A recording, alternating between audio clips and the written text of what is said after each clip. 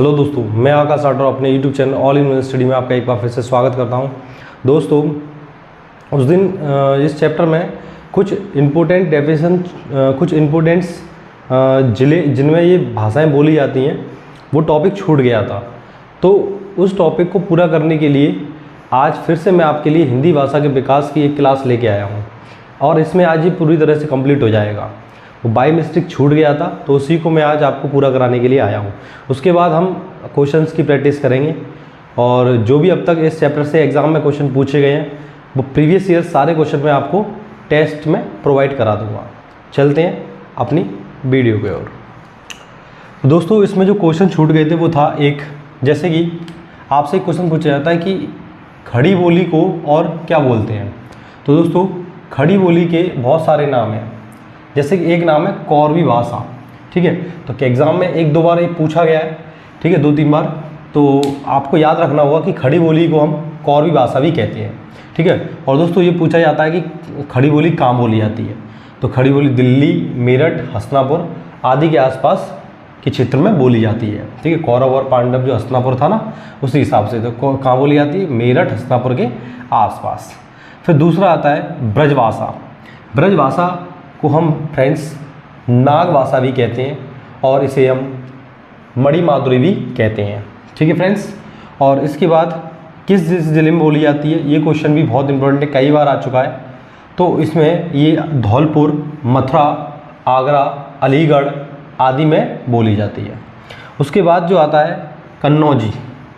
कन्नौजी जो है वो कहाँ बोला जाता है, कन्नौजी इटावा, पीलीभीत, हरदोई और फर्रुखाबाद आदि में बोला जाता है।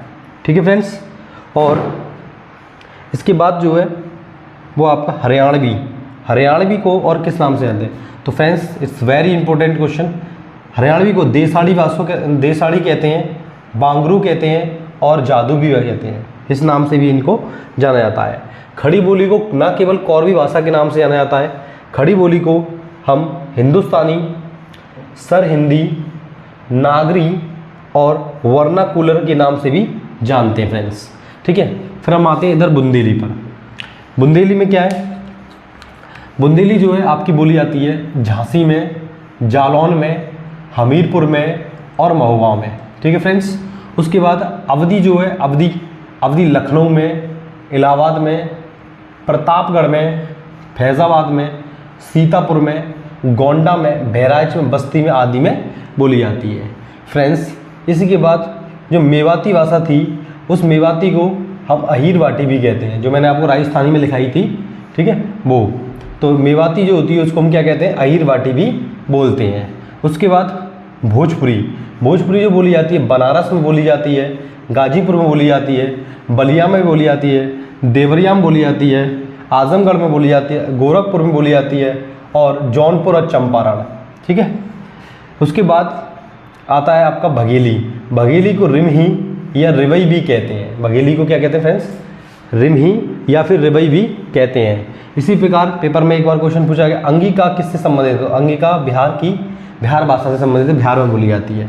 उसके बाद ढूंढाड़ी पूर्वी राजस्थानी से संबंधित है। ढूंढाड़ी कहाँ से संबंधित है, पूर्वी राजस्थानी से संबंधित है।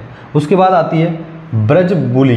ब्रजबुली जो है कहाँ से संबंधित है, ब्रजबुली पुरानी बंगला से संबंधित है।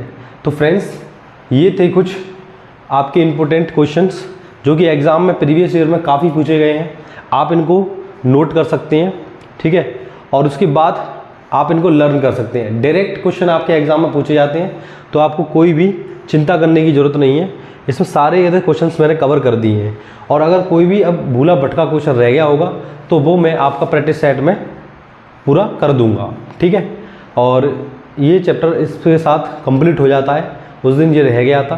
ठीक है दोस्तों, यदि कोई मेरी वीडियो पर पहली बार आया है तो वो पहले जाकर हिंदी भाषा की जो प्रीवियस क्लास है, जो पहले हमने क्लास ली चुकी हैं, उनको देख ले, फिर उसको ये वीडियो समझ में आ जाएगा।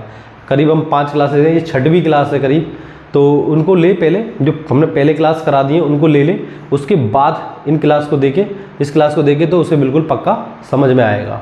ठीक है गाइस, तो ये डायरेक्ट क्वेश्चन बनते हैं एग्जाम में, इनको अच्छे से याद कीजिए, अच्छे से लर्न करिए और नोट्स बनाइए अपने, नोट्स बनाएंगे तो आप फायदे में रहेंगे, लिखने से आपको याद भी हो जाएगा। ठीक है, इसी के साथ मैं आकाश राठौर आपसे विदा लेता हूँ। जय हिंद, जय भारत, थैंक यू।